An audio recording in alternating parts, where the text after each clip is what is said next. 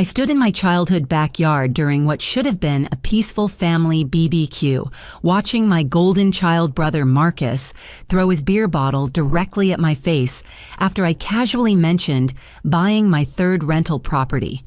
Our mother Sharon burst into hysterical tears. Our father Robert froze completely with his burger, halfway to his mouth, and the entire extended family stared in absolute stunned silence.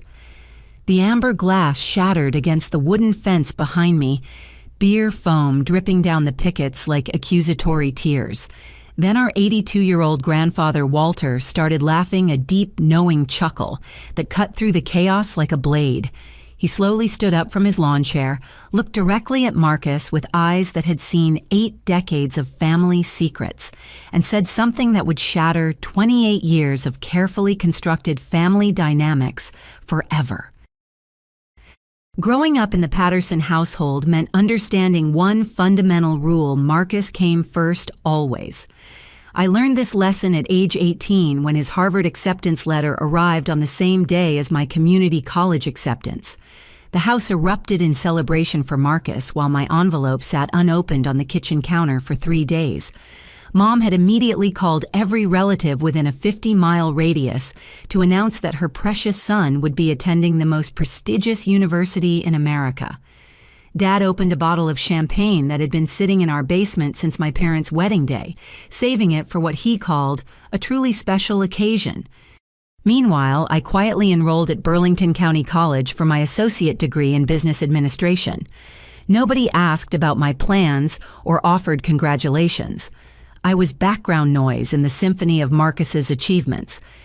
The pattern continued when Marcus turned 17.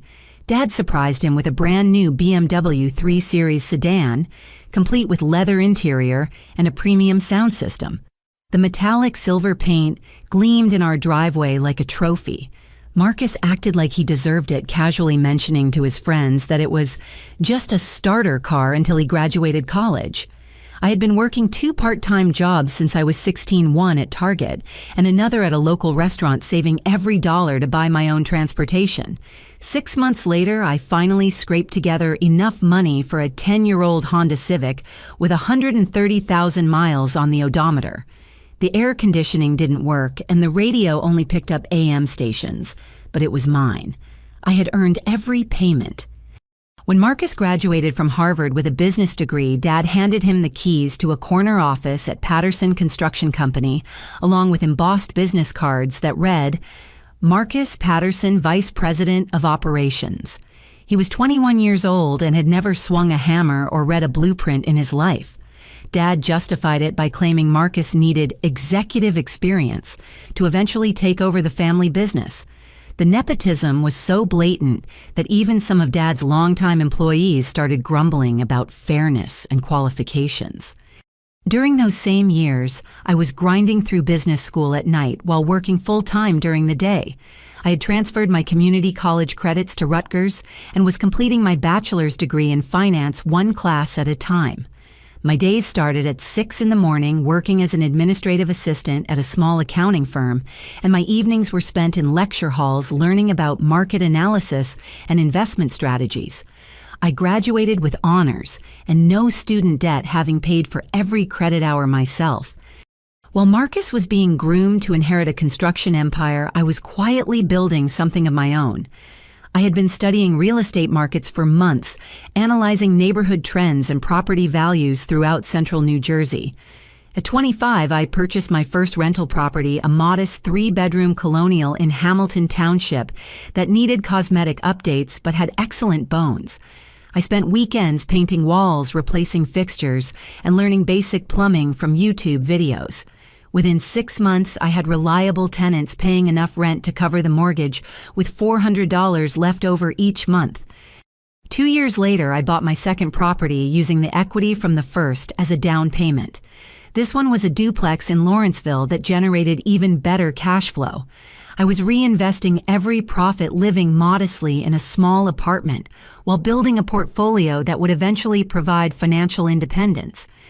The irony wasn't lost on me that Marcus, despite his Ivy League education and executive position, was still living in my parents' guest bedroom at 28 years old. He drove his BMW to work every morning, wore expensive suits that Mom bought for him, and spent his evenings playing video games or going out to expensive restaurants that Dad's credit card funded. This brings us to last Sunday's family BBQ, an annual tradition where our extended family gathered to celebrate the end of summer. Aunts, uncles, cousins, and grandparents filled our backyard, the same space where Marcus and I had played as children. Grandfather Walter was holding court near the grill, sharing stories from his 40 years as a general contractor before Dad took over the business operations. I was having a casual conversation with my cousin Jenny about career changes when she mentioned wanting to get into real estate investing. Actually, I said, keeping my voice low and conversational, I just closed on my third property last week. It's a small apartment building in Princeton Junction with 4 units. The numbers look really promising for long-term appreciation. The words were barely out of my mouth when I noticed Marcus had stopped his conversation mid-sentence. His face went completely red, the kind of angry flush that I remembered from childhood tantrums when he didn't get his way immediately. He stalked over to where Jenny and I were standing, his beer bottle clenched so tightly in his fist that his knuckles had turned white. Third property. He snarled loud enough that nearby conversations began to quiet. Are you seriously standing here lying to people about being some kind of real estate mogul? You work as a secretary and live in that pathetic studio apartment downtown? The accusation stung because it revealed how little my own brother knew about my life. He'd been so wrapped up in his own privilege that he had never bothered asking what I actually did for work or how I spent my time. I'd been promoted to senior financial analyst at my firm 2 years earlier, and I had moved from the studio apartment 18 months ago. Marcus, I'm not lying about anything, I replied calmly. I've been investing in rental properties since I was 25. It started small, but... Bullshit, he exploded, and that's when he hurled his beer bottle with full force. I ducked instinctively, feeling the breeze as the bottle whizzed past my head and exploded against the fence. Beer and glass fragments scattered across the patio, and our golden retriever Max bolted for the house. The entire backyard fell silent except for Mom's immediate sobbing. She covered her face with her hands, rocking back and forth in her folding chair like she was witnessing a natural disaster. Dad stood frozen, his burger still suspended in mid-air, his mouth hanging open in shock. Uncle Pete set down his drink and stepped protectively closer to his wife and children. That's when Grandfather Walter's laughter cut through the tension. It started as a low chuckle, then built into a full-bodied laugh that seemed to find genuine humor in the chaos. He rose slowly from his lawn chair, his weathered hands gripping the armrests for support, and fixed Marcus with a stare that could have melted steel.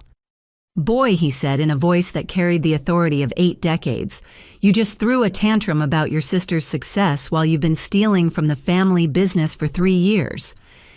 The words hit the gathering like a physical blow. Marcus went pale.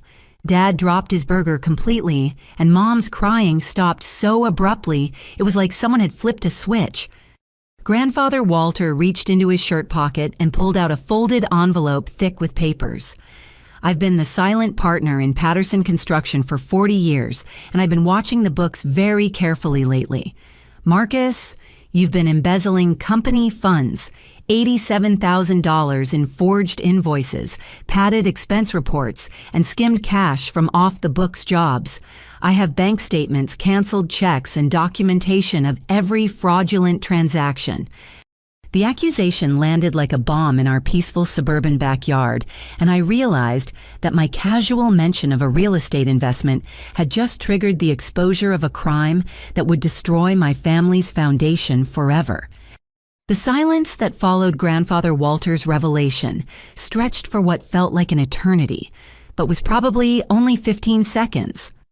Uncle Pete broke it by quietly ushering his wife Linda and their 2 teenage daughters toward the house, murmuring something about getting more ice from the kitchen. Other family members began finding excuses to step away from the immediate blast zone, though nobody actually left the property. This was the kind of family drama that people would be discussing for years to come. Marcus stood frozen, his face cycling through expressions like a broken slot machine. Shock, denial, rage, fear, then back to shock again. His mouth opened and closed several times before any words emerged. "That's absolutely ridiculous," he finally stammered, but his voice cracked on the word absolutely. "I would never steal from Dad's company. This is insane. Grandpa, you're 82 years old. Maybe you're confused about some paperwork or—" Confused? Walter's voice carried a sharp edge that I had never heard before. He opened the envelope and spread several documents across the picnic table, weighing them down with salt and pepper shakers to prevent them from blowing away. "These bank statements show cash deposits to your personal account that don't match any legitimate payroll or bonus payments. This invoice here is for lumber delivery to a construction site that we completed 6 months before the date on the paperwork, and this expense report claims you purchased $8,000 worth of power tools that never appeared in our inventory." Dad finally found his voice stepping closer to examine the papers Walter had arranged on the table. His face grew progressively more pale as he reviewed each document. "Marcus, what is this? These invoices have my signature, but I don't remember authorizing these purchases." "Because you didn't authorize them," Walter said grimly. "He's been using the signature stamp from your office desk. I noticed discrepancies in the quarterly reports about 6 months ago and started doing my own investigation." Mom had stopped crying but looked like she might collapse. She gripped the arms of her lawn chair so tightly that I worried she might tip over backwards. "There has to be an explanation," she whispered. "Marcus wouldn't steal from family. He's going through a difficult time with work stress, but he wouldn't—" "What work stress?" I found myself asking before I could stop the words. "He shows up to the office at 10 in the morning, takes 2-hour lunches, and leaves by 4 o'clock. Half the time he's playing games on his computer instead of reviewing contracts." Marcus whirled around to face me, his eyes blazing with fury. "How would you know anything about my work schedule? You don't work in the construction industry. You don't understand the pressure of running major projects and managing client relationships. I drive past the office building every morning at 8:30 on my way to work," I replied. "Your BMW is never in the parking lot before 10, and Jenny's husband Rick works as an electrician on several of your projects. He's mentioned that you rarely show up at job sites, and when you do, you spend most of the time on personal phone calls." The additional details seemed to deflate Marcus's indignation. Dad looked at him with an expression I had never seen before, disappointment mixed with genuine confusion, as if he was seeing his son clearly for the first time. "Marcus," Dad said quietly, "I need you to look me in the eye and tell me the truth. Did you steal money from our company?" Instead of answering directly, Marcus launched into a desperate deflection strategy. "This is all coming from her," he said, pointing at me with a shaking finger. "She's been jealous of my success since we were kids. She probably manipulated Grandpa into believing these lies so she could destroy my reputation and take my place in the company." The accusation was so absurd that I actually laughed out loud. "Take your place in the company, Marcus. I have a career in financial analysis. I've never expressed any interest in construction management, and I definitely didn't manipulate an 82-year-old man into fabricating bank records and forged invoices." Walter stepped forward, his voice carrying the authority of someone who had built a business from nothing and run it successfully for 4 decades. "Nobody manipulated me into anything.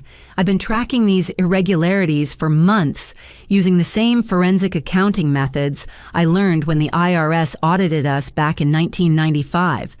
Every piece of evidence is documented, cross-referenced, and verified." Dad sat down heavily at the picnic table and began examining the paperwork more thoroughly. The burger he had dropped was attracting flies, but nobody seemed to notice. After several minutes of silent review, he looked up at Marcus with tears in his eyes.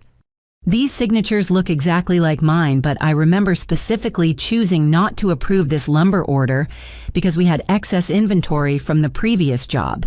And this tool purchase, Marcus, I asked you to research new equipment suppliers, but I told you not to place any orders without running the final costs past me first. The foundation of Marcus's defense was crumbling, but instead of admitting guilt or showing remorse, he doubled down on his anger. Fine. Maybe I made some executive decisions without getting approval first. Maybe I streamlined some purchasing processes to improve efficiency. But calling it stealing is completely unfair. I was trying to help the business grow. Help the business grow by depositing company checks into your personal bank account. Walter's question hung in the air like smoke. Marcus stormed toward the house, then spun around for a final outburst. This family has never appreciated anything I've contributed. I graduated from Harvard. I brought sophisticated business practices to a small-town construction company. I've been working to modernize operations and improve profitability, and this is the thanks I get. You're all going to regret treating me like a criminal. He disappeared into the house, leaving the rest of us staring at each other across a backyard littered with broken glass and shattered assumptions. Mom was crying again, but quietly this time, like someone grieving a death. Dad looked like he had aged 5 years in the past hour. The remaining family members began returning to the immediate area, drawn by curiosity and the sense that the crisis had reached some kind of temporary plateau. Aunt Carol approached Mom and rubbed her shoulders while Uncle Pete started cleaning up the broken beer bottle with a small hand broom he had found in the garage. I felt oddly detached from the chaos, like I was watching someone else's family fall apart. The real estate investment that had started this entire confrontation suddenly seemed trivial compared to the magnitude of what had been revealed.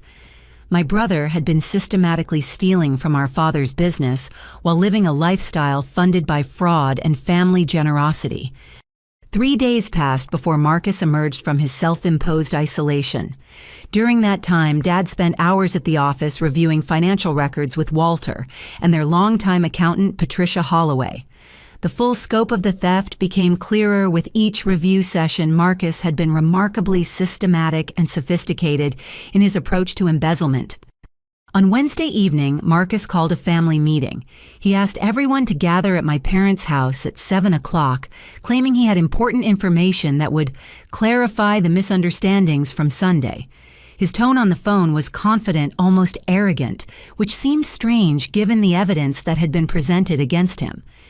I arrived to find Marcus sitting at the dining room table with a black leather briefcase positioned in front of him like a shield. He was wearing one of his expensive suits and had styled his hair perfectly, as if he were preparing for a business presentation rather than addressing accusations of criminal behavior. "I appreciate everyone taking time from their schedules," he began, his voice carrying the polished tone he used with construction clients. "I've spent the past 3 days conducting my own investigation into the financial irregularities grandfather Walter discovered, and I'm afraid the situation is more complicated than any of us initially realized." He opened the briefcase with theatrical precision and began removing documents organized in clear plastic sleeves. The presentation felt rehearsed, like he had practiced this moment multiple times in front of a mirror. After reviewing company records and cross-referencing expense reports with project timelines, I've discovered that the theft Walter identified is real. However, he identified the wrong perpetrator. Marcus paused dramatically, allowing his words to sink in before delivering what he clearly considered a devastating revelation. The person who has been embezzling from Patterson Construction is Audra. The accusation hit me like a physical blow to the chest. I felt my breathing become shallow and my vision narrow as Marcus began spreading out documents that supposedly proved my guilt. The papers looked official company letterhead, what appeared to be Dad's signature detailed expense reports, with my name highlighted in yellow marker. These invoices show payments to Audra's landscaping company for work performed at various construction sites over the past 2 years. The problem is she never registered a landscaping company with the state, never performed any work for us, and the bank account receiving these payments belongs to her personally. He was lying. Every word was a carefully constructed falsehood designed to shift blame away from himself and onto me. But the documents looked convincing, and I could see doubt beginning to creep into my parents' expressions. Marcus had spent 3 days not reflecting on his crimes or preparing to make amends. He had spent 72 hours creating an elaborate frame-up designed to destroy my reputation and potentially send me to prison for his theft. The aftermath of Marcus's counter-accusation felt like being trapped in a nightmare where reality kept shifting beneath my feet. I stared at the forged documents spread across my parents' dining room table, each one more sophisticated than the last. He had created fake email exchanges between myself and Dad discussing landscaping projects that never existed. He had produced bank statements showing deposits from Patterson Construction to an account that supposedly belonged to my fictitious landscaping business.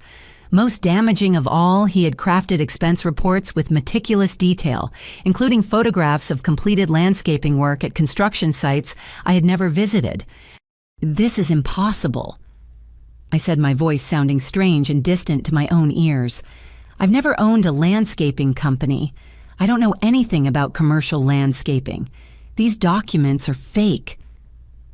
Marcus leaned back in his chair with a satisfied expression like a chess player who had just announced checkmate. "I understand this is difficult to accept, but the evidence is overwhelming. I think you started small, maybe just padding a few expense reports, and then it escalated when you realized how easy it was to manipulate Dad's trust." Dad picked up one of the fake invoices, studying it with the same careful attention he gave to construction blueprints. The letterhead looked authentic, complete with our company logo and contact information. The descriptions of landscaping work were detailed and professional, including specific plant varieties and soil preparation techniques that sounded legitimate to someone without expertise in that field. "Audra," Dad said slowly, "can you explain why your name appears on these invoices and why money was transferred to a bank account linked to your Social Security number?" The question revealed how thoroughly Marcus had prepared his deception. He hadn't just created fake paperwork, he had somehow accessed my personal information to make the financial trail appear authentic. I felt a growing sense of panic as I realized how difficult it would be to disprove accusations that had been constructed with this level of detail and sophistication. "I need to hire an attorney," I said, surprising myself with the steadiness of my voice. "And I want a forensic accountant to examine every one of these documents. If Marcus is claiming I stole from the company, then we need a professional investigation to determine the truth." Mom looked back and forth between Marcus and me like she was watching a tennis match, her face reflecting the agony of a mother being forced to choose which child to believe. "Why would either of you steal from family?" she whispered. "How did we get to this point?" The following morning, I called in sick to work and spent the day researching forensic accounting firms in New Jersey. I needed someone with experience in financial fraud cases, preferably someone who had worked on embezzlement investigations. After 3 hours of phone calls and online research, I found Lisa Chen at Integrity Financial Services. Her credentials included a CPA certification, a master's degree in forensic accounting, and 15 years of experience working with both prosecution and defense attorneys on white-collar crime cases. Lisa agreed to meet with me that afternoon. Her office was located in a modern building in Princeton, and she projected the kind of quiet competence that made me feel cautiously optimistic for the first time in days. She listened carefully as I explained the situation, taking detailed notes and asking clarifying questions about timelines and relationships. "Your brother's documentation looks professional at first glance," she said after reviewing the papers Marcus had presented. "But there are several red flags that suggest forgery. The font used in these invoices doesn't match the standard formatting that most businesses used 2 years ago. Also, the metadata on these digital documents will tell us exactly when they were created and what software was used." While Lisa began her technical analysis, I reached out to grandfather Walter for moral support. He had remained convinced of my innocence throughout Marcus's presentation, which meant everything to me during this period of family chaos. We met for coffee at a small diner near his retirement community, and he brought additional evidence he had been collecting. "I've been building this case for months," Walter explained, spreading out bank statements and canceled checks across the small Formica table. Marcus got sloppy about 6 months ago. He started making larger withdrawals and forging signatures on checks that required dual authorization. I think his gambling habit escalated, and he needed more money faster. This was the first time anyone had mentioned gambling. Walter explained that he had been quietly investigating Marcus's personal finances and discovered regular trips to Atlantic City, large cash advances on credit cards, and suspicious financial transactions that suggested someone with a serious addiction. "How long have you known about the gambling?" I asked. "I started suspecting something last Christmas when he asked me for a personal loan of $15,000. He claimed it was for investment opportunities, but he was evasive about the details and seemed desperate for cash quickly. I didn't give him the money, but I started paying closer attention to his behavior." Walter's investigation had revealed a pattern of escalating financial desperation. Marcus had maxed out 3 credit cards, taken cash advances against his BMW loan, and even borrowed money from several of his Harvard classmates. The pressure to maintain his lifestyle while feeding a gambling addiction had apparently driven him to embezzlement as a solution. 2 days later, Lisa called with preliminary results from her forensic analysis. The news was even worse than I had expected. "Your brother's frame-up was extraordinarily sophisticated," she reported. "He used professional-grade software to create these fake documents, and he's been planning this deception for approximately 5 months. The metadata shows he's been creating false financial records and email trails, systematically building toward this moment when he would need a scapegoat for his theft." Lisa had discovered that Marcus had been accessing my personal information through family documents stored at my parents' house. He had used my social security number to create a fictitious business entity and had been monitoring my actual bank accounts to make his false financial trail appear more convincing. Most disturbing of all, she found evidence that he had been in contact with a private investigator, apparently planning to have me arrested for felony theft.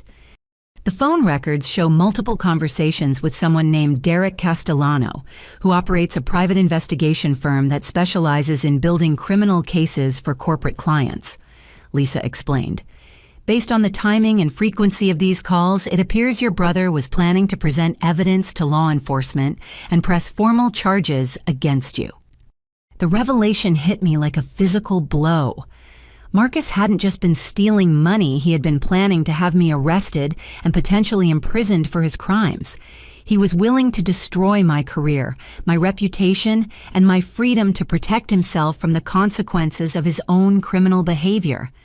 Lisa's investigation also revealed the true scope of Marcus's theft. The $87,000 that Walter had initially identified was only part of the total. Marcus had been stealing for nearly 4 years, not 3, and the actual amount approached $130,000 when all the fraudulent transactions were calculated. "He got more sophisticated over time," Lisa explained. "The early thefts were simple inflated expense reports and duplicate invoices for small amounts.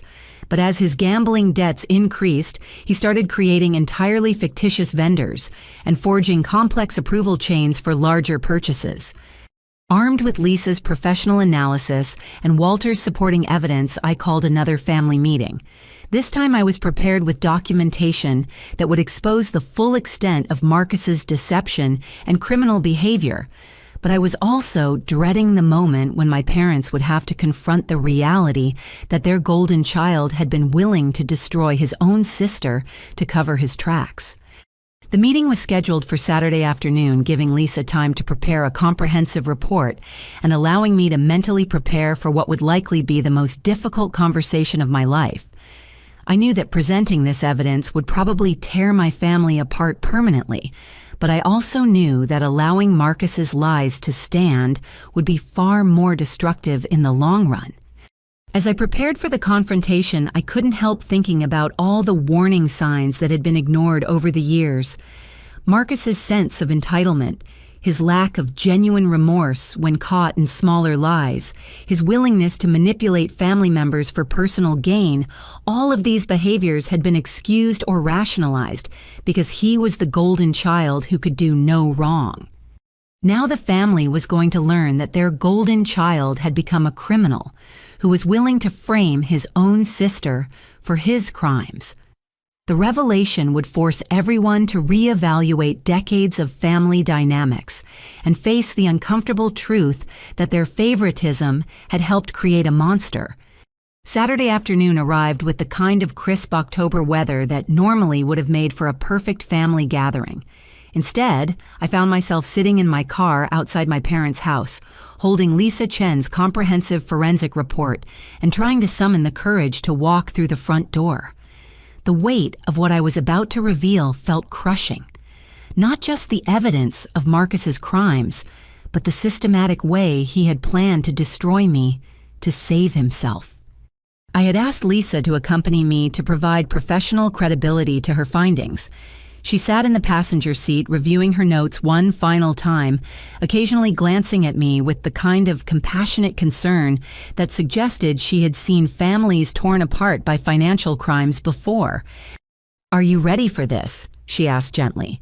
"Once we present this evidence, there's no taking it back. Your family is going to have to confront some very difficult truths." I nodded, though I wasn't sure I would ever be truly ready for what was about to happen. We gathered our materials and walked up the familiar brick walkway that led to the house where I had grown up, where Marcus and I had played together as children, where countless family celebrations had taken place over the years.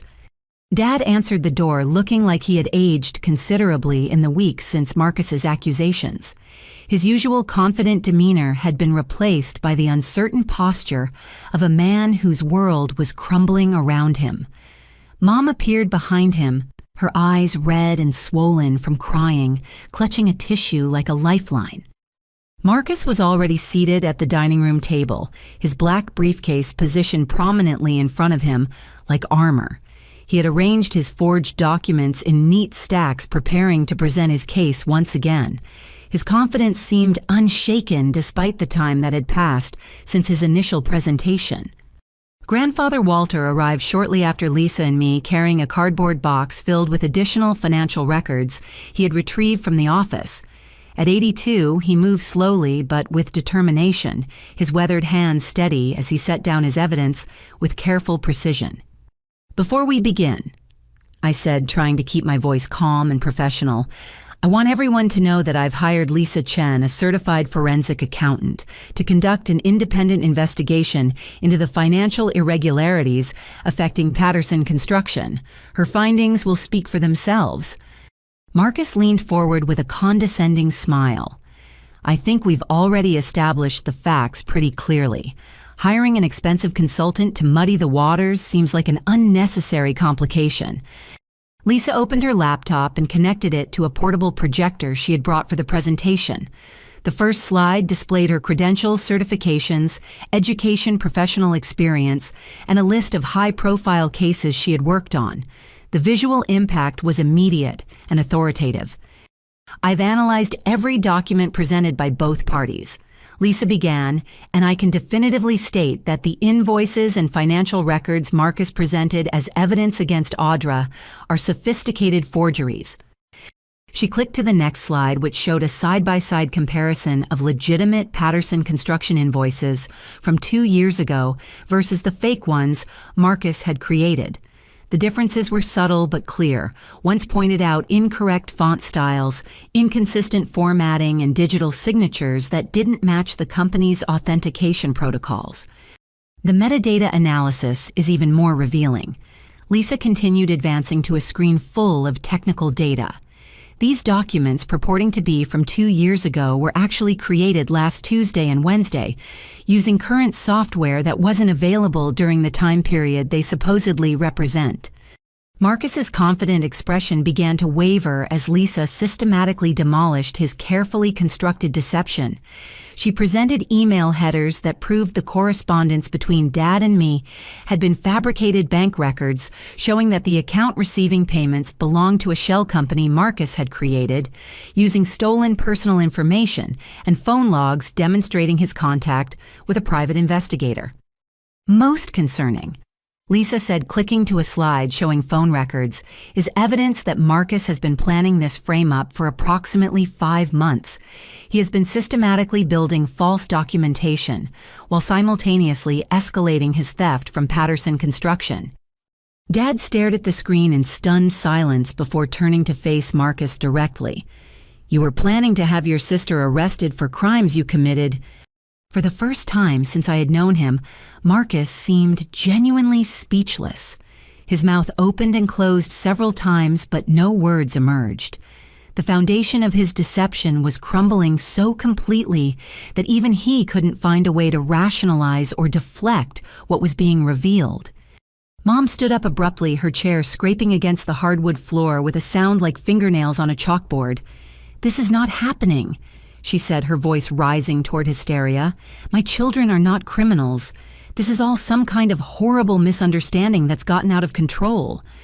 Grandfather Walter opened his cardboard box and began removing additional evidence: bank statements, canceled checks, and photographs of Marcus at Atlantic City casinos that had been taken by the private investigator he had hired to document the gambling addiction. "The misunderstanding," Walter said firmly, "is that we've been enabling Marcus's destructive behavior for years instead of holding him accountable for his actions. The boy owes $73,000 to underground poker games, and he's been stealing from the family business to pay gambling debts." The revelation about gambling debts added another layer of complexity to an already devastating situation.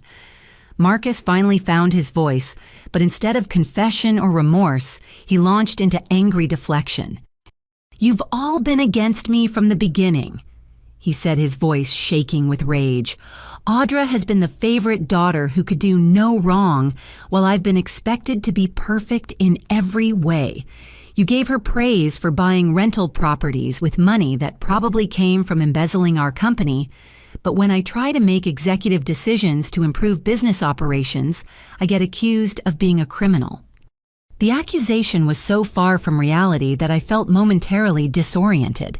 Marcus genuinely seemed to believe that he had been treated unfairly, that his theft was somehow justified by perceived family favoritism that existed only in his imagination.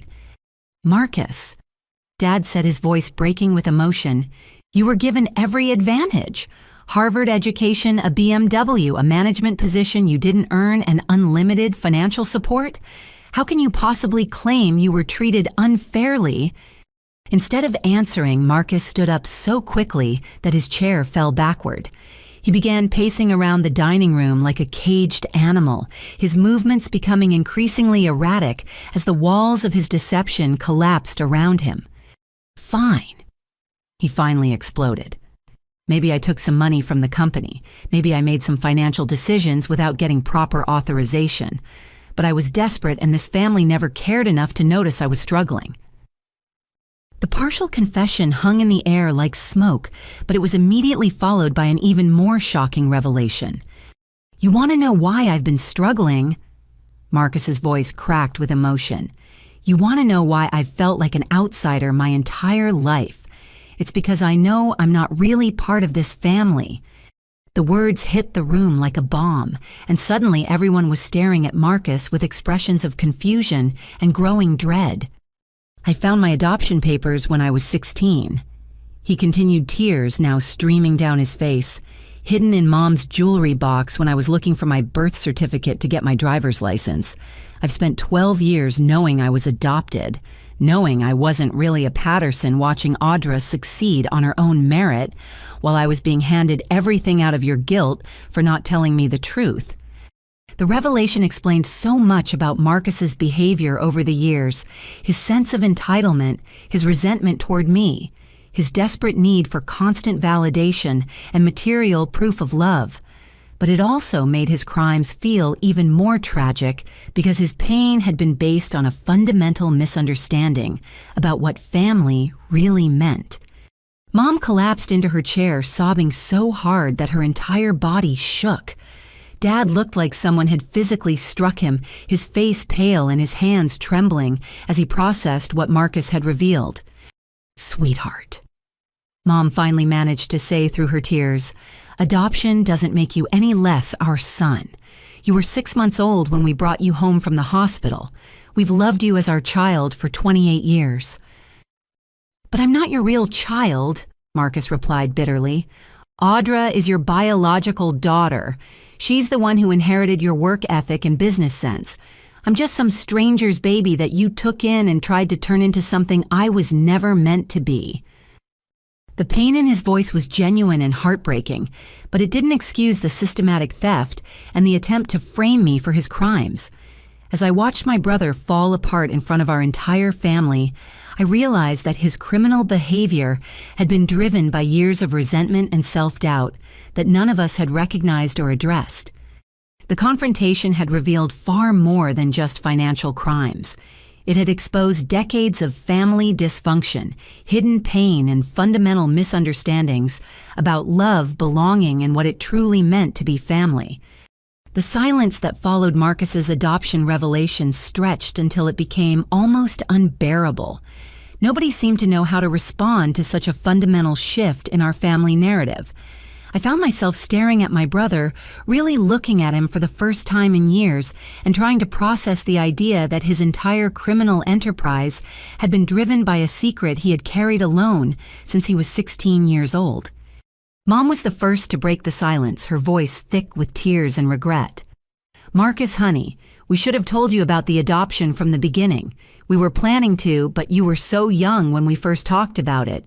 And then as you got older, it just became more and more difficult to find the right moment. Dad nodded in agreement, his own eyes filling with tears. We were afraid you might feel different about yourself, or that it might change how you saw us as parents. We thought we were protecting you, but clearly we were wrong. Marcus sank back into his chair, the anger seeming to drain out of him as quickly as it had erupted. I spent 12 years feeling like a fraud. Every family photo, every birthday celebration, every achievement you celebrated, I felt like I was pretending to belong somewhere I didn't really fit. The conversation that followed was unlike anything our family had ever experienced. Years of unspoken assumptions and hidden resentment spilled out as everyone tried to process the magnitude of what had been revealed.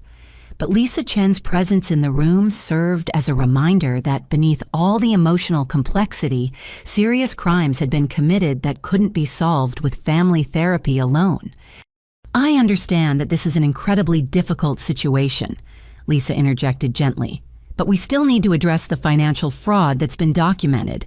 Marcus has admitted to stealing company funds, and there's evidence of systematic embezzlement totaling over $130,000. Grandfather Walter opened his box of evidence again and pulled out a manila folder that he hadn't shown to anyone before. There's something else everyone needs to know, he said grimly. Marcus's adoption wasn't the secret you thought it was.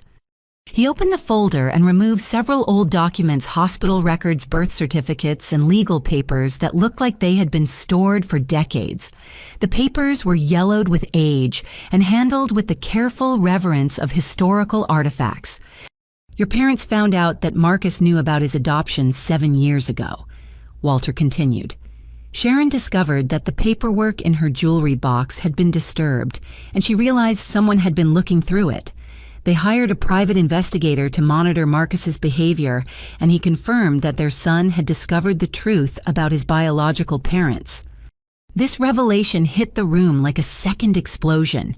Dad and Mom looked at each other with expressions of shock and dawning realization, as if pieces of a puzzle were suddenly falling into place. You've known for 7 years that I knew. Marcus's voice was barely above a whisper. You've been watching me struggle with this secret while pretending you didn't know I was struggling. Mom buried her face in her hands, her shoulders shaking with renewed sobs. We didn't know how to bring it up. Every time we tried to plan a conversation, it felt too big and too complicated. And then you seemed to be doing well in school and with your social life, so we convinced ourselves that maybe you had processed it and moved on. Dad's voice was hollow when he finally spoke. The truth is, we started giving you more privileges and opportunities after we realized you knew about the adoption. The BMW, the executive position, the financial support. We were trying to prove that you were loved and valued as our son, even though you weren't biologically related. The pattern was becoming clear, and it explained so much about our family dynamics over the past several years. Marcus's sense of entitlement hadn't developed in a vacuum.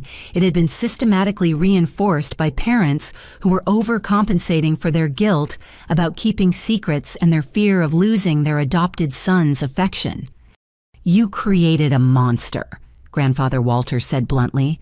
"Instead of having an honest conversation about adoption and what family really means, you enabled increasingly bad behavior because you felt guilty about circumstances that were never shameful to begin with."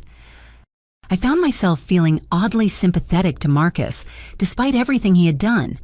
The theft and the attempted frame-up were inexcusable, but I was beginning to understand the emotional foundation that had led to such destructive choices. He had spent 12 years believing he was an outsider being given charity by people who felt obligated to love him, when the reality was that he had been genuinely loved by parents who were too afraid of difficult conversations to provide the emotional honesty he needed. "This doesn't excuse the embezzlement," I said, carefully trying to balance empathy with accountability. "Marcus, you stole over $100,000 from Dad's business. You forged documents, created false business entities, and tried to frame me for felony theft. Those are serious crimes, regardless of what emotional pain motivated them." Marcus looked directly at me for the first time since his breakdown began. "I know what I did was wrong. I started small, just taking a few $100s here and there to cover gambling losses. But once it started, it felt impossible to stop. Every time I told myself it would be the last time, but the debts kept growing, and I got in deeper with people who don't accept excuses for late payments." The admission was the closest thing to genuine remorse I had heard from Marcus since this entire crisis began. But Grandfather Walter's expression remained stern and unforgiving. "The gambling addiction explains the motivation," Walter said, "but it doesn't explain why you spent months planning to frame your sister for your crimes. That level of deception requires calculated malice, not just desperation." Marcus was quiet for several long moments before answering. I was terrified of going to prison. I convinced myself that Audra would be able to prove her innocence eventually, and that she had enough money from her real estate investments to hire good lawyers. I thought maybe she would get probation or community service, while I would get years in prison because of the amount I had stolen. The explanation revealed a level of selfishness and rationalization that was breathtaking in its scope. Marcus had been willing to destroy my career, my reputation, and potentially my freedom because he believed I was better equipped to survive the consequences of his crimes than he was. Lisa Chen had been listening to the family revelations with professional detachment, but she finally interjected with practical concerns. "Regardless of the underlying family dynamics, we need to discuss next steps. Marcus has confessed to felony embezzlement and attempted fraud. This case will need to be reported to law enforcement, and there will likely be criminal charges filed." The reminder that this situation extended far beyond family drama brought everyone back to the immediate reality. Marcus was facing serious prison time, the construction company's reputation could be permanently damaged, and the financial losses might be impossible to recover fully. But the most shocking revelation was yet to come. Mom looked at Dad with an expression that seemed to ask permission for something, and when he nodded reluctantly, she opened her purse and pulled out a small digital recorder. "There's something else you need to know," she said, her voice shaking as she placed the device on the table. "We've known about Marcus's gambling addiction for 2 years. We've known about the debt to underground poker games, and we've known about the escalating theft from the company." She pressed play, and Marcus's voice filled the room through the small speaker. The recording was from a phone conversation between Marcus and someone who was clearly a loan shark or gambling debt collector. Marcus was pleading for more time, promising that he had access to construction company funds and describing his plan to take care of the auditor problem by shifting blame to someone else in the family. The recording was devastating evidence that Marcus's crimes had been premeditated and that my parents had been aware of his criminal behavior while allowing it to continue. But it also revealed the most shocking truth of all they had known: he was planning to frame me, and they had done nothing to warn me or protect me from his scheme. The sound of Marcus's voice on the recording confessing to theft and describing his plan to frame me for his crimes created a silence so complete that I could hear the grandfather clock ticking in the hallway. The weight of betrayal was crushing, not just from Marcus, but from parents who had known about his plan to destroy me and had chosen to protect him instead. "You recorded me without my knowledge." Marcus's voice was barely audible, but the hurt and disbelief were unmistakable. "You've been spying on your own son." Mom's hands shook as she turned off the recorder. "We hired the private investigator Walter recommended after the gambling debts reached $50,000. We thought if we understood the scope of the problem, we could find a way to help you without involving law enforcement." Dad's voice was hollow as he continued the explanation. "We were trying to gather evidence that we could use to negotiate with your creditors. We thought maybe we could pay off the debts and get you into treatment for the gambling addiction." The revelation that my parents had been conducting surveillance on their own son while enabling his criminal behavior added another layer of dysfunction to an already devastating situation. But what hurt me most was the realization that they had known Marcus was planning to frame me and had chosen not to warn me. "How long did you know he was planning to blame me for the theft?" I asked, my voice sounding strange and distant to my own ears. Mom couldn't meet my eyes when she answered. 3 weeks. The recording is from 3 weeks ago." 3 weeks. I repeated, trying to process the magnitude of their betrayal. "You knew for 3 weeks that Marcus was planning to have me arrested for felony theft, and you didn't say anything to me about it." Dad finally looked at me directly, his face reflecting shame and regret that seemed genuine, but came far too late. "We thought we could convince him to confess and make restitution without anyone getting hurt. We were planning to stage an intervention after the family BBQ." The timing was almost laughably ironic. They had been planning an intervention for the same day that Marcus's theft was accidentally exposed by my casual mention of a real estate investment. Their carefully orchestrated plan to protect everyone had been derailed by a random conversation about rental properties. Grandfather Walter's expression was one of disgusted disappointment. "You enabled criminal behavior for months while allowing an innocent family member to be set up as a scapegoat. That's not protection, that's collaboration." Marcus suddenly stood up his chair, falling backward again as he began pacing frantically around the dining room. The recording had clearly shattered his last hope of maintaining any kind of victim narrative about his situation. "None of this matters now," he said, his voice taking on a manic quality that I had never heard before. "Everyone knows the truth. My life is over. I'm going to prison, I'll never work in construction again, and I'll spend the rest of my life being known as the family criminal who tried to frame his own sister." He walked to the window and stared out at the backyard where this entire crisis had begun, just 1 week earlier. When he turned around, his face had taken on an expression of calm resignation that was somehow more frightening than his earlier panic. "I can't live with this," he said quietly. "I can't face prison, and I can't face the shame of what I've done to this family. Maybe it would be better for everyone if I just disappeared." The words sent a chill through the room that had nothing to do with the October weather. Mom immediately stood up and moved toward Marcus, her maternal instincts overriding everything else that had happened. "Don't say things like that," she said, reaching out to touch his arm. "We're going to get through this as a family. We'll find the money to pay restitution, we'll get you the help you need for the gambling addiction, and we'll face whatever legal consequences come together."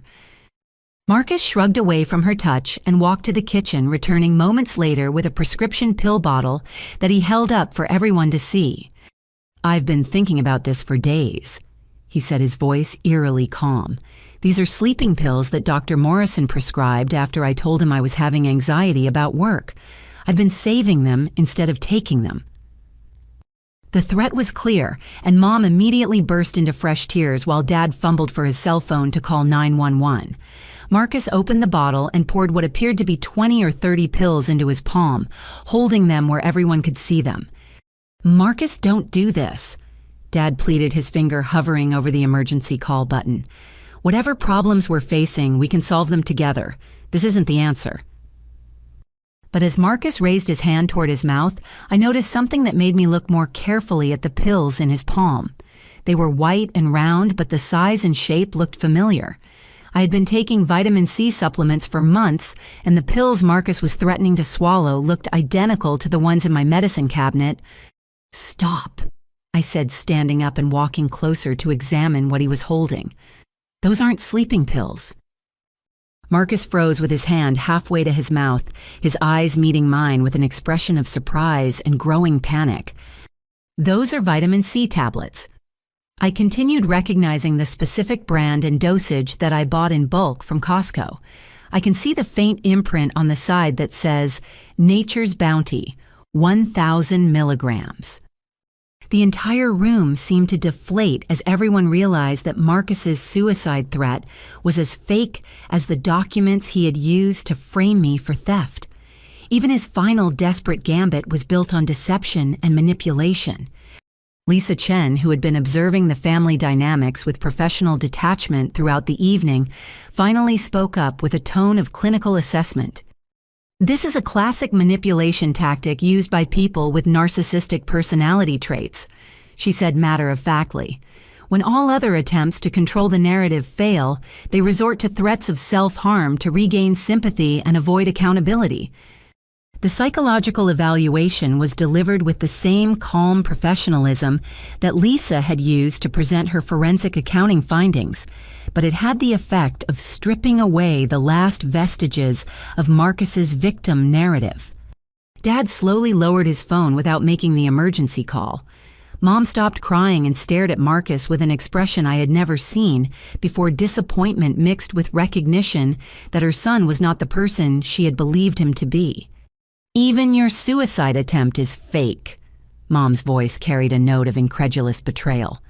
"How long have you been manipulating this family with lies and theatrics?" Marcus let the vitamin tablets fall from his hand, the small white pills scattering across the hardwood floor like confetti. His shoulders sagged in defeat as he realized that his final attempt to manipulate the situation had backfired completely. "I wasn't really going to hurt myself," he admitted quietly. "I just wanted everyone to stop being so angry and remember that I'm still part of this family despite what I've done." The admission was the final straw for Grandfather Walter, who stood up slowly and fixed Marcus with a stare that carried 8 decades of accumulated wisdom and disappointment. "Boy, you've lied about everything else, and now you're lying about wanting to kill yourself. You've stolen from your father, framed your sister for felony crimes, and manipulated your parents' love into enabling criminal behavior. You're not the victim in this story, you're the perpetrator." Walter gathered his evidence files and headed toward the door, pausing only to deliver a final judgment that would haunt Marcus for years to come. "Real family members don't destroy each other to save themselves. What you've done proves you never understood what it meant to be a Patterson adoption or no adoption." As the door closed behind my grandfather, I realized that the confrontation had finally reached its end. Marcus's elaborate web of lies, manipulation, and criminal behavior had been completely exposed, and there would be no more opportunities for him to shift blame or avoid accountability. The fake suicide attempt had been his last desperate attempt to regain control of a situation that was spiraling beyond his ability to manipulate, but it had only succeeded in revealing the full extent of his willingness to deceive and manipulate the people who loved him most. The aftermath of Marcus's fake suicide attempt marked the beginning of the most difficult period in our family's history, but it also became the foundation for genuine healing and growth. The following Monday morning, Dad called the police to report the embezzlement, armed with all the evidence that Walter and Lisa Chen had compiled. Marcus was arrested at the construction office while he was attempting to delete computer files that contained additional evidence of his fraud. The legal process moved swiftly once the authorities became involved. Marcus's sophisticated forgeries and the attempted frame-up elevated the charges from simple embezzlement to aggravated fraud with intent to obstruct justice. The district attorney's office was particularly interested in the systematic way he had planned to destroy me as part of his cover-up scheme.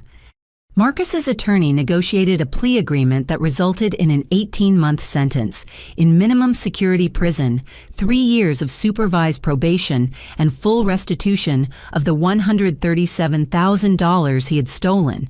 The gambling debts to underground operators were a separate matter that required Dad to take out a second mortgage on the family home to protect Marcus from potential violence. During the 6 months between Marcus's arrest and sentencing, our family entered intensive therapy to address decades of dysfunction that had contributed to the crisis. The sessions with Dr. Rebecca Martinez were painful but necessary, forcing all of us to confront uncomfortable truths about favoritism, enabling behavior, and the difference between love and guilt. Mom struggled the most with accepting responsibility for her role in Marcus's downward spiral. Her maternal instincts had been so focused on protecting him from consequences that she had never allowed him to develop genuine accountability or self-awareness. Dad had similar issues with recognizing how his guilt about the adoption secret had led him to create an environment where Marcus felt entitled to special treatment regardless of his behavior. I found myself working through complex feelings of anger, betrayal, and unexpected grief for the brother I had thought I knew. The therapy sessions helped me understand that Marcus's adoption status had never mattered to me. He had been my annoying little brother, who got more attention than seemed fair, but he had always been family. His perception that he was an outsider had been entirely self-created, based on secrets and assumptions rather than actual family dynamics. The most surprising development during this period was Marcus's gradual transformation in prison.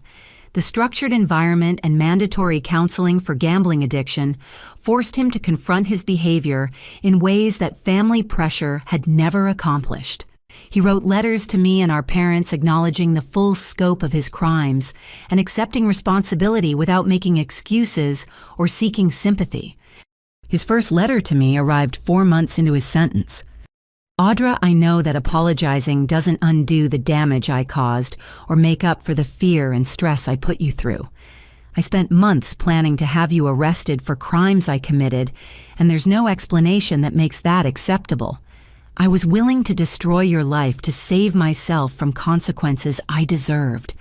That's not something a real brother would ever do, and I understand if you never want to speak to me again."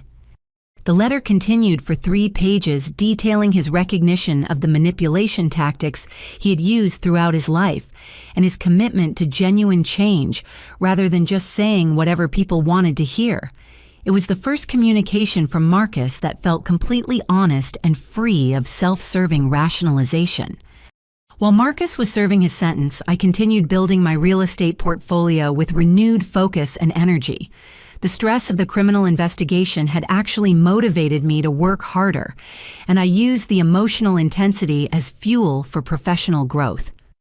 By the time Marcus was released from prison, I owned 7 rental properties and had started a consulting business helping other women learn real estate investment strategies. Dad restructured Patterson Construction with new financial oversight procedures and brought in Walter as an official partner rather than just a silent investor. The company's reputation recovered gradually as clients learned that the family had voluntarily reported the embezzlement and made full restitution without being forced to do so by law enforcement. Marcus's release from prison was handled carefully with clear boundaries and expectations established in advance. He moved into a halfway house rather than returning to live with our parents, and he found work as a construction laborer with a company that hired people with criminal records. The manual labor was humbling for someone who had expected to inherit an executive position, but it was also therapeutic in forcing him to earn respect through work performance rather than family connections. The first time I saw Marcus after his release was at a family dinner 6 months later. He looked different, thinner, more careful in his movements, and noticeably humble in ways I had never seen before. The arrogant entitlement that had characterized his personality for years had been replaced by genuine remorse and what appeared to be authentic self-awareness. "I know this doesn't fix anything," he said to me privately after dinner, "but I want you to know that I think about what I did to you every day. You worked hard to build something real while I was stealing and lying to maintain a lifestyle I didn't earn. You deserved a brother who supported your success instead of one who tried to destroy it out of jealousy and selfishness." The conversation was awkward but necessary, and it marked the beginning of a gradual rebuilding of our relationship based on honesty rather than shared history. I didn't forgive him immediately. Trust had to be earned through consistent behavior over time, but I was willing to allow the possibility of eventual reconciliation if his changes proved to be genuine and lasting. 2 years later, Marcus had maintained his sobriety from gambling, paid back 60% of his restitution through steady employment, and developed a relationship with Sarah Chen, a social worker who knew about his criminal history from the beginning. Their relationship was built on complete honesty, which was revolutionary for someone who had spent most of his life manipulating people through charm and deception. The most meaningful moment of healing came during Grandfather Walter's 85th birthday celebration. Marcus approached me during the party and asked if he could speak to the entire family.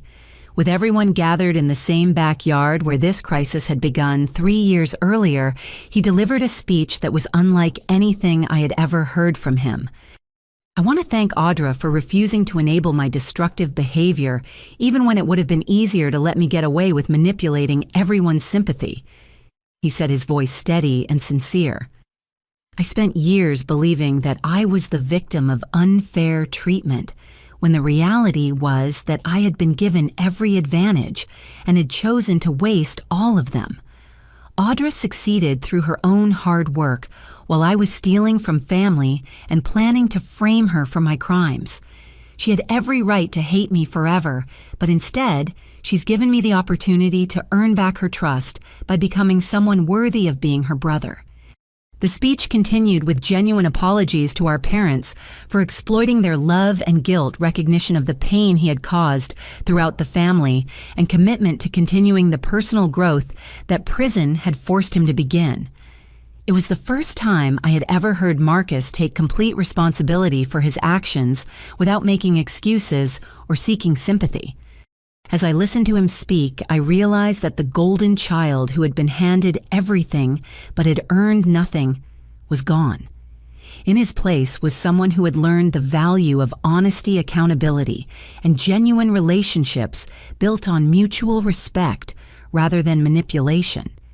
The family that emerged from this crisis was healthier than the one that had existed before it.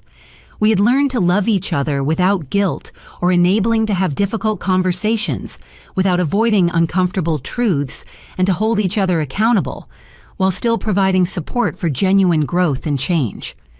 My real estate business continued thriving, and I started mentoring other young women who wanted to build financial independence through property investment. Marcus found fulfillment in construction work that he earned through skill and reliability, rather than family connections. Our parents learned to show love through honesty and appropriate boundaries rather than guilt-driven indulgence. The most important lesson we learned was that true family bonds aren't created by blood relationships or maintained through material generosity. Real family connections are built on honesty, accountability, and the willingness to love each other enough to refuse to enable destructive behavior even when confronting the truth is painful. Marcus's adoption had never made him less of a Patterson. His criminal behavior and willingness to destroy family members to protect himself, that's what had made him unworthy of the family name. But his commitment to genuine change and accountability had gradually earned him the right to be called our brother again. 3 years after that family BBQ that had started with a thrown beer bottle and accusations of theft, we gathered again in the same backyard for Walter's birthday. This time, there were no secrets, no hidden resentments, and no one getting special treatment they hadn't earned.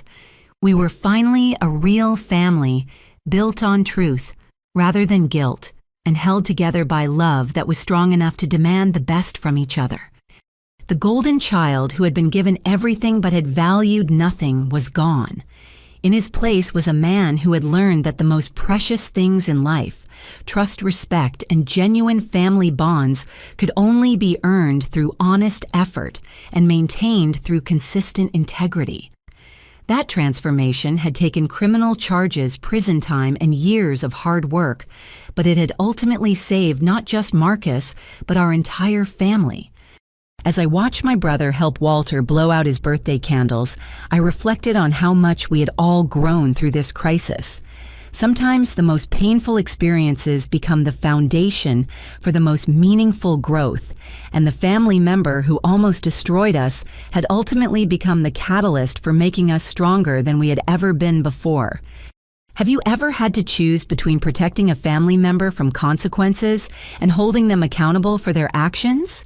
How do you balance love and boundaries when someone you care about is making destructive choices? I'd love to hear your thoughts in the comments below about how families can support each other without enabling harmful behavior. If this story resonated with you, please give it a like to help others find it. Subscribe for more real-life stories about family dynamics and personal growth, and share it with someone who might benefit from hearing about the power of choosing accountability over enabling. Thank you for taking this journey with me, and remember that the strongest families are built on truth, even when that truth is difficult to face.